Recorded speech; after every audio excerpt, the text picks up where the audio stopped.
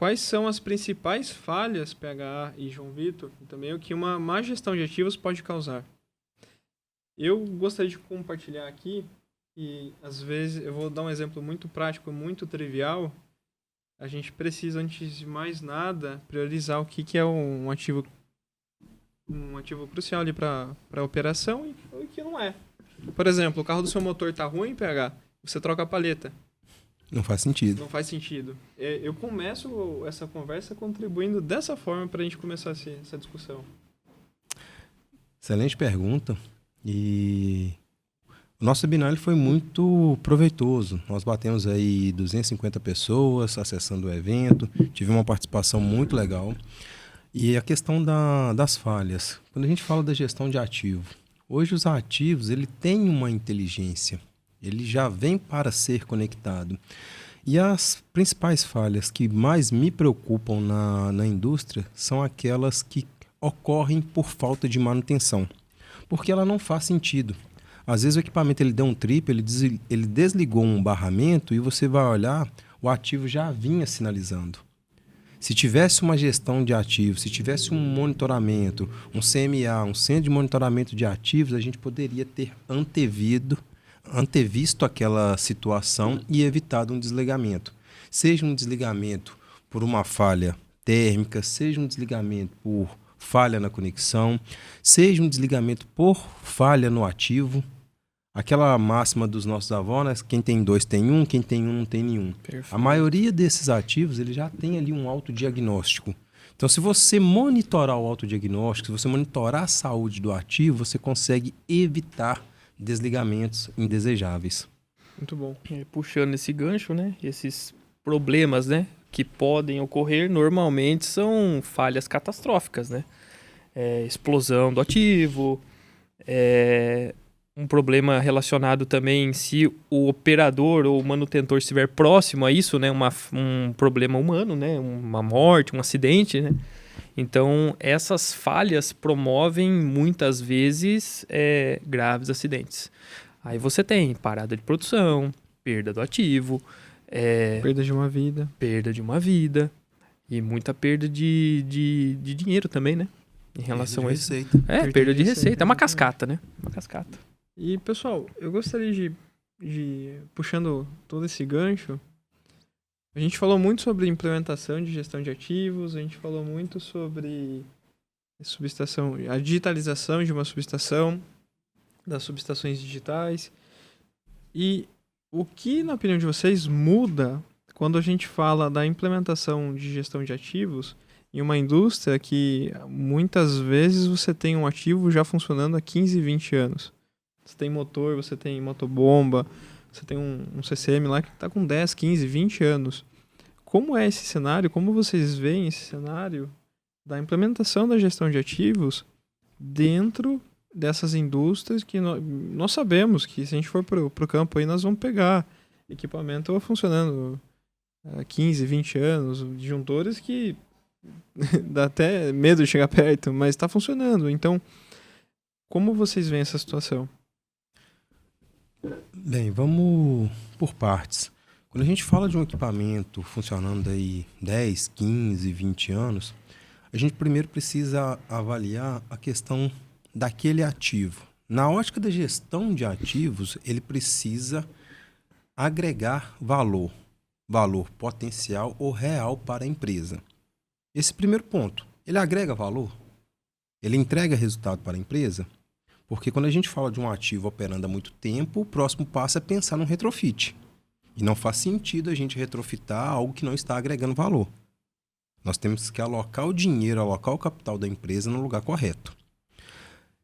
Posto isso, o próximo ponto, esses equipamentos que estão operando, fazer o retrofit dele, isso precisa de um planejamento. Se a gente pegar a NR10 que está aí desde 2004, a NR10 ela saiu num belo dia, mesma coisa da 61850, e não quer dizer que no outro dia todas as subestações estarão adequadas. Precisa-se de medidas de controle. Seja uma medida de controle para um acesso à subestação. A subestação ela não está compliance a uma NR10. Você vai colocar um controle de acesso. para que enquanto você não adequar aquela subestação, só acessem pessoas autorizadas. Então a gente precisa ter uma receitinha de bolo que ela é uma escadinha. Uma gestão de acesso à subestação. Precisa ser uma gestão de acesso com biometria, com reconhecimento facial? Não. Um simples cadeado, a NR10 não fala, desde que seja um cadeado específico, que algumas pessoas tenham acesso. Então a gente não pode romantizar, que muitas vezes acontece isso, as pessoas romantizam, saiu tal coisa, amanhã tem que estar tudo ok. Não vai acontecer. Porque até para a gente conseguir retrofitar aquele ativo que agrega valor, ele não pode ser parado a qualquer momento. Depende de parada programada. Precisa de um planejamento, precisa de um investimento. E aí o próximo passo fizemos as medidas de controle, agora vamos fazer um estudo e vamos ter critério. Nós falamos isso no webinar, precisa ter critério, porque senão cada fornecedor vai especificar uma coisa. O fornecedor especifica A projetista especifica B, o usuário recebe C, e coitado do operador, que é responsável por cuidar daquele ativo quando ele for retrofitado, vai acabar recebendo um abacaxi. Que muitas das vezes ele vai ficar com a sensação, e isso não pode acontecer, ele vai ficar com a sensação que aquele produto anterior operava melhor. Então, eu já deixo um convite, precisamos pensar no retrofit, mas tem que ser um retrofit enxuto, bem pensado e que agregue valor, para não ir por paixões. Vamos retrofitar por retrofitar e colocar tecnologia. O que essa tecnologia está agregando de valor? Vamos investir capital e vamos trazer retorno para a operação. Quando a gente falou no webinar sobre ser inaceitável hoje em dia a gente receber painéis sem monitoramento de temperatura.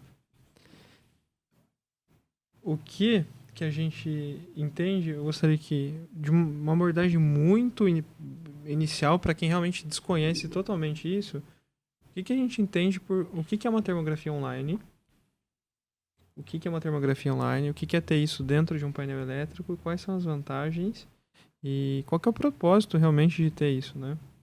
Eu acho que o João pode contribuir inicialmente com isso, depois a gente concatena com o Paulo. Uma termografia online, como o próprio nome diz, né? O termo termografia a gente sabe que é presente na indústria ali já há anos e anos e anos atrás, né? E isso só tem se intensificado principalmente depois com o emplacamento da NR10. Mas ainda existem muitos ativos que eles são recebidos sem um dispositivo que ele faz esse monitoramento da forma online. Ou seja, você tinha um recurso de uma termografia totalmente por câmeras, que depende do ativo estar energizado, e você tem que abrir esse ativo, como foi bastante comentado no nosso webinar aqui, que o Paulo trouxe essa questão, que o ativo ele tem que estar nas condições nominais para você fazer esse monitoramento, né? Porém, ele é feito de forma pontual. Você tem que abrir o ativo, abre o ativo, o operador é exposto ao risco, e depois quando você faz isso, o ativo ele é fechado novamente. Só que depois, até uma próxima manutenção, você fica descoberto. Então, a tecnologia que é trazida no mercado por sensores, ela consegue trazer isso para agregar valor para a indústria, né, para o ativo, para o processo, trazendo informações muito importantes para você conseguir antever possíveis problemas. Gerar curvas de tendência trazidas integrados ao SCADA, ao sistema de monitoramento de um CMA, por exemplo, e aí você consegue ter tudo isso na mão. Então isso gera valor, isso agrega muito valor à indústria, agrega valor ao corpo técnico também para realizar esse monitoramento de uma forma totalmente eficaz.